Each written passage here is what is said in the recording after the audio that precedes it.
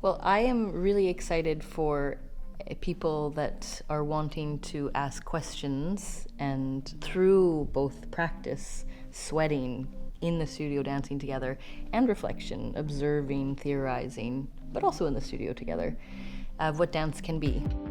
My name is Zoe Poluch, and I am the head of the Bachelor's program in dance here at Stockholm's University of the Arts.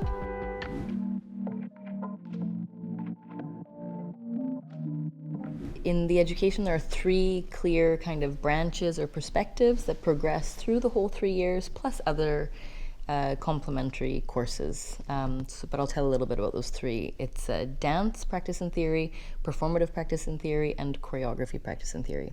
And why we have practice and theory, that's an attempt to try to integrate theory and practice. So theory isn't an isolated thing that happens, but it's somehow also integrated into this subject of study. So in dance, you're encountering a range of movement and dance and physical practices. This can be everything from yoga, various somatic practices, to more traditional techniques like ballet, contemporary dance. It can be, there has been street styles that have been taught, there has been martial arts that's been taught. There will be an array of different physical and movement practices offered. And then in performative practice and theory, this is more, in my view, a little bit about how, the execution. How do we take ourselves through a choreographic proposal? Like as performers, how do we invest in, how do we taste, how do we make materials, spatial relationships, affects, energies appear in a space of performance? So whether that would be on in a theater, a traditional proscenium stage, whether that's sort of in a site-specific environment, whether that's in a Konsthall, a gallery environment.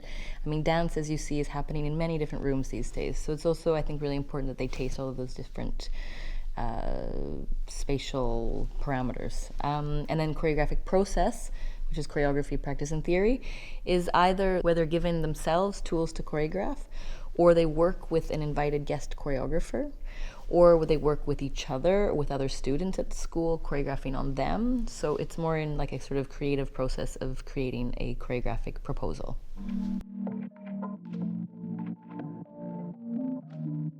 For example, this group of students that's now in their second year, the first week that they came in during their first year, they all arrived to Stockholm and they immediately immersed themselves. They divided into two groups, worked with two different choreographers at a festival and performed.